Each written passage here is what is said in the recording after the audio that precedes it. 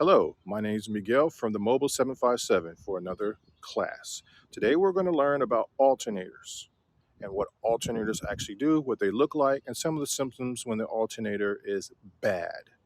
So, here we go.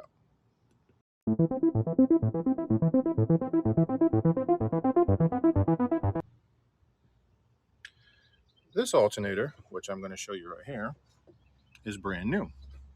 This was just installed not too long ago. And how this alternator works is that it recharges the battery.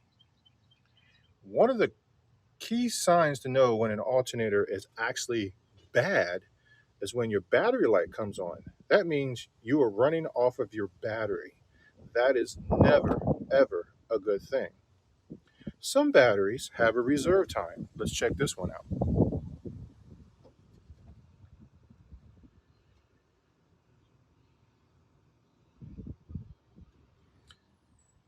This one doesn't have a reserve time on it. So we're going to go to another vehicle and see if we can find the reserve time. And here we are. This one has a reserve time of 90 minutes. That means when the check engine light comes on or the battery light comes on, you only have 90 minutes to get where you need to go. And when this alternator goes out and that happens to you, you need to turn every accessory off inside the vehicle. One of the other ways of knowing that your alternator is not good, your battery keeps dying. There's no reason for your battery to die unless you left something on.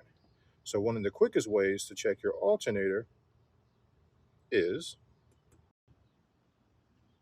I'm actually going to check this battery in front of you with one hand. This is the little gizmo that we use that you can get at Advance, AutoZone, or Walmart, or wherever you wish to get one from. You come over here, and this is telling me that this battery has 12.67, 12.64 volts in it. So now we're going to start the car up. The alternator should be putting out more than 12.64. So let's start the vehicle up and let's see what it does.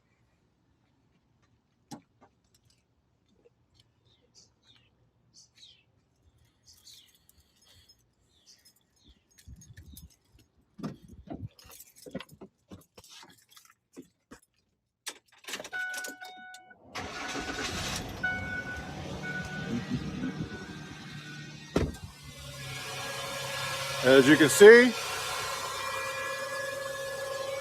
the engine is running. Now we have 13.95 volts and climbing. That means the alternator is pushing out more power than the battery itself to keep itself charged. If it did not do that, the battery would not be able to keep itself charged. We have the air conditioner on and we're pulling a full load.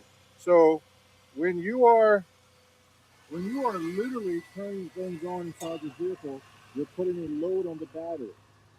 People don't understand that. Just because you got 12 volts, there's going to be a load. So now we're going to cut this off, and you're going to see the voltage on the battery go down some.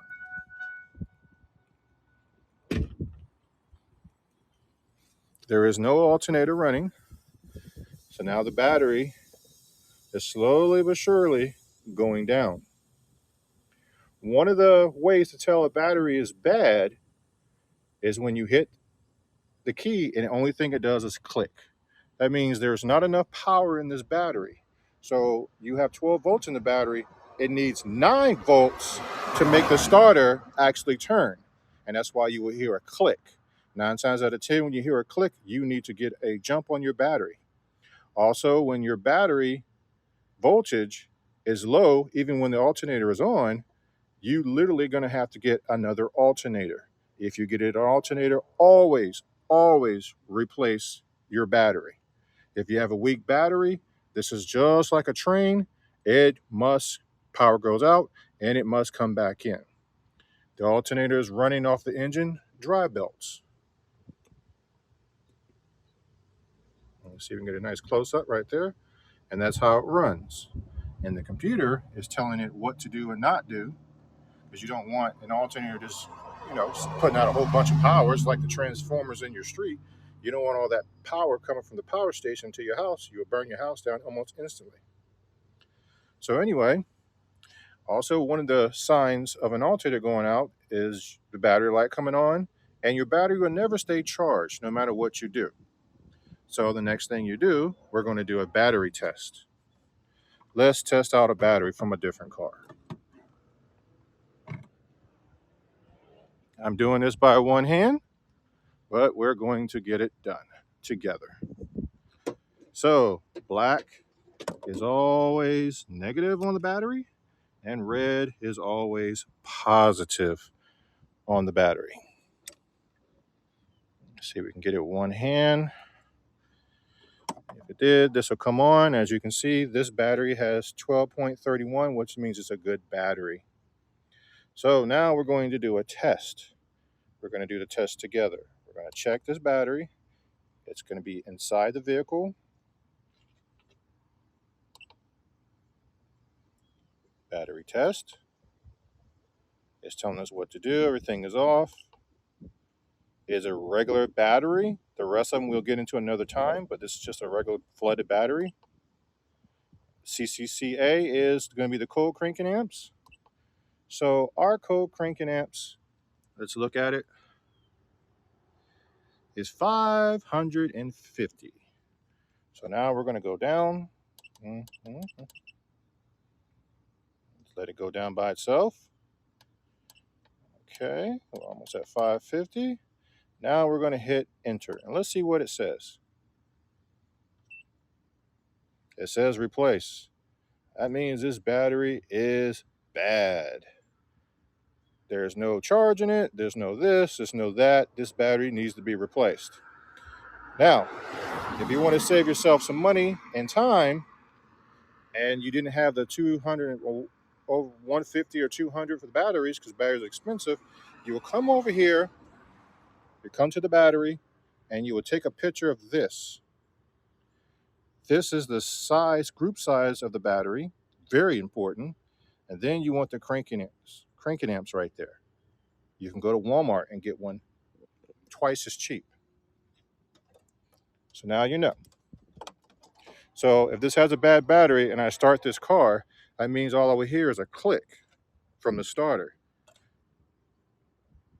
And one of the ways to know a starter is going bad, or you need, let's see if I can get a picture of it, of this particular starter from this Honda. It's kind of hard. It gets under a whole bunch of stuff. There it is. Starter's sitting right. See if I can point my finger to it. Right there. That's the starter. So basically, if that starter was just clicking, I would check the battery. If it was still clicking and there's nothing wrong with the battery, then I got to get a new starter. Starters like to click, or they make their noise. That means they are bad. If you like this video, please like and subscribe. Our Cash App is $ the mobilemechanic 757. And thank you. And we're going to keep these videos rolling out. Have a wonderful day.